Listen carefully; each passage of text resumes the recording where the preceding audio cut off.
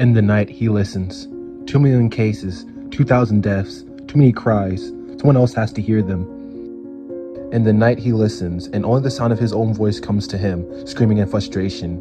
The cry of a lone bat, unable to find its way home.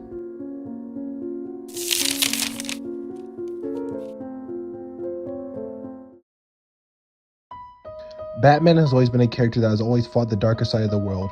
Whether it's murderous clowns, creepy scarecrows, or killer crocodiles, Gotham's a city full of horror with the face of terror around every corner. A villain on every block, inside every house, maybe even your own home.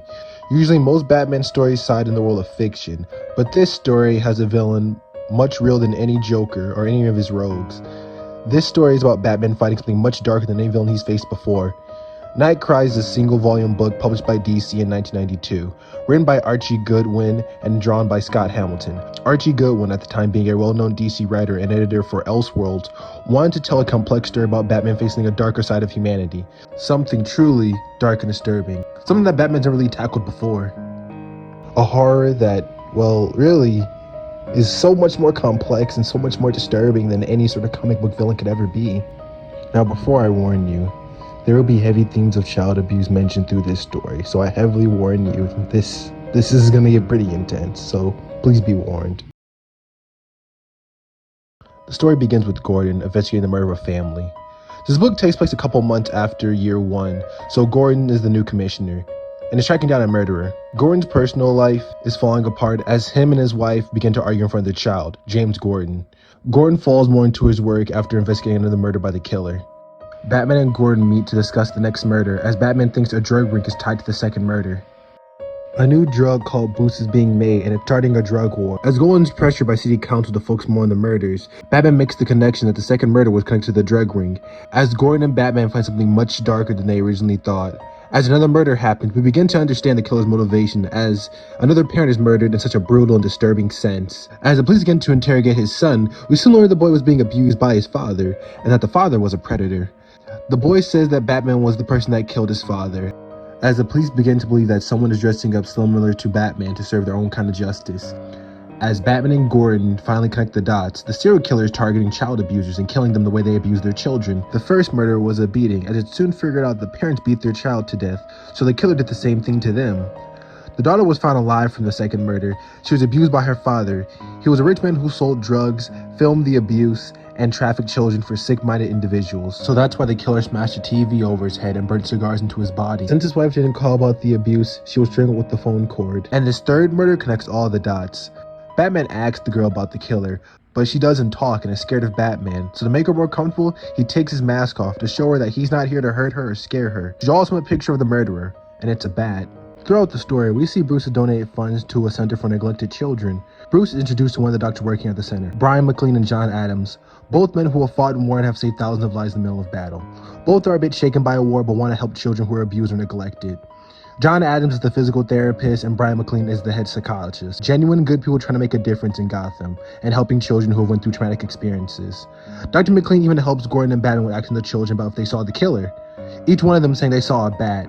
While they did close to solving the mystery, Gordon must come to terms about his own traumatic childhood, coming to a realization that he was abused by his father. He almost repeats the cycle but stops himself, horrified by the monster he has become. Batman confronts John Adams as he learns the truth about him and Brian McLean, as the full story about their wartime is revealed. Both were part of a special US unit called Vampires, soldiers who were trained to move silently at night and were given each a bat tattoo. Brian McLean was the psychological monitor, helping soldiers get through the mental hurdle of war. While John got mental counseling for the things he saw in war, nobody realized how much it was for the doc to handle. Hearing the death of children, seeing their faces drove McLean insane. After going insane, McLean had sixth sense for abusers. He would go on stakeouts looking for parents who would hurt their children, and now he stalks and kills child abusers. Batman stops McLean from killing the man in front of his daughter, and how he's had enough of this violent cycle being repeated. It's a chain, a damn chain, and it's got to be broken. You're hurting them because someone hurt you. For God's sake, break the chain. It can't keep going on and on. Parent to child. McLean soon flees the scene as John tells Batman that McLean went to the daycare, barricaded inside with a handgun. His sister begs Batman that he loved the daycare. His favorite room was the playroom. Being there brought him so much comfort when he needed to be alone. Batman walks into the room to speak with McLean. McLean explains how deep this pain runs, as it didn't start with the war in Central America, but originally inside his own house, as his father abused his sister when they were younger, but never laid a hand on Brian. So he dedicated his life to speak up on abuse and help those in need, as Brian feels guilty for never helping his sister when they were children. And seeing children die in war drove Brian into the deep end. But when he came to Gotham, the voices got worse, telling him he had to do something about all the cries for help. So he used his military training and wore a bat mask to take down parents who would abuse their children. McLean explains that before Batman confronted him, that little girl would have died from the abuse from her father, and how easily parents like this are overlooked. As when McLean stopped the abuse, he said the voices only got louder as more cries of abused kids could be heard, but not help. Brian tells Batman that someone else has to hear the cries like he does, and he tells Batman that so many children go unheard and never tell those about their abuse. So many cries, and only he can hear them. McLean takes the gun and ends his life in front of Batman. Everyone was horrified by the outcome that took place that night. We come sometime later. Gordon and his wife have grown apart as this brutal case has taken a toll on their marriage. Barbara takes their son away as she's fearful of Gordon and wants him to get help for his trauma. As Barbara takes Jim into their flight, Gordon says goodbye to his son as he watches them leave.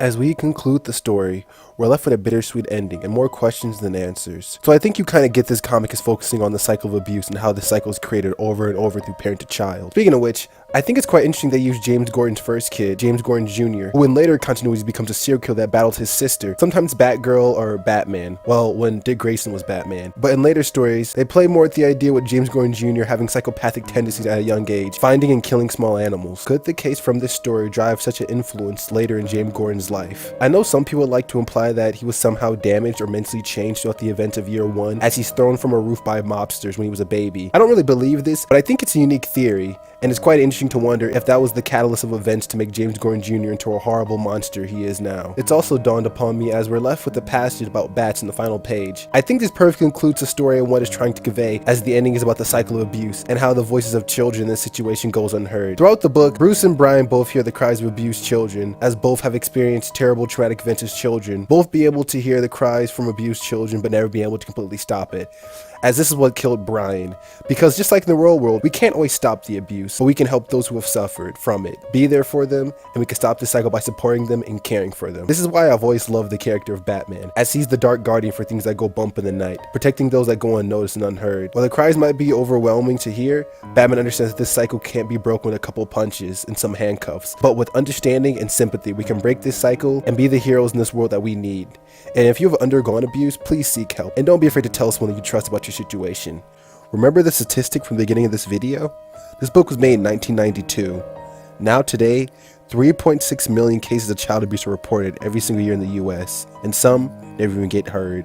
So please, do your part and speak up about it.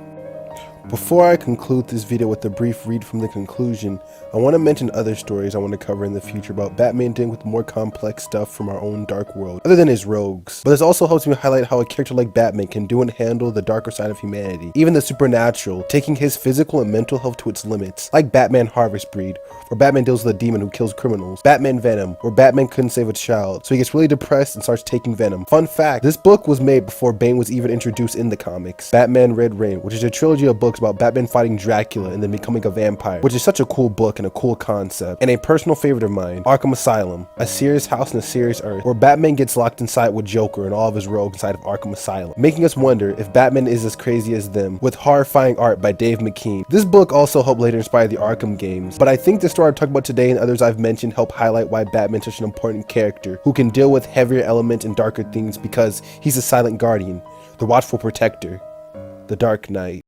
Bats are nocturnal. They rely on highly developed hearing, using echolocation sonar to avoid collision and capture prey. They emit high-pitched cries, up to 50,000 hertz, as many as 20 per second, that echo from any object encountered, providing information about its size and distance. Blind bats move easily throughout complex obstacles, but deafness leaves them helpless, unable to find their way. Thank you so much for watching. Please subscribe or whatever, but have a great day, spend time with those you love the most, and I'll see you later. Hey guys, thank you for staying so long and watching this video. I really appreciate it. I have more stuff coming on the way, but it might be a bit longer to take, so please give me time. Thank you guys so much for supporting the Animal Man video and my other videos. That Animal Man video blew up and I'm really excited that it did, and it just makes me want to keep making more videos and putting them out there more. And I'm so appreciative, guys. Thank you for the feedback. It really makes me happy knowing that, you guys really care about responding and giving me feedback to this stuff, because I really want to keep going with this. Like I said, this is just the beginning, so I will try to have more come out in the way. And I'm very appreciative, guys. Thank you so much. This means like the world to me. I'm really happy. So if you haven't seen my MLN video and you're just watching this, please go check that out. Or if you haven't seen my Batman Black casebook video, please see that one too, because they're really good. And just thank you guys so much for the feedback and the support, and I hope this video can get that same feedback too. And thank you so much for watching, and see you later.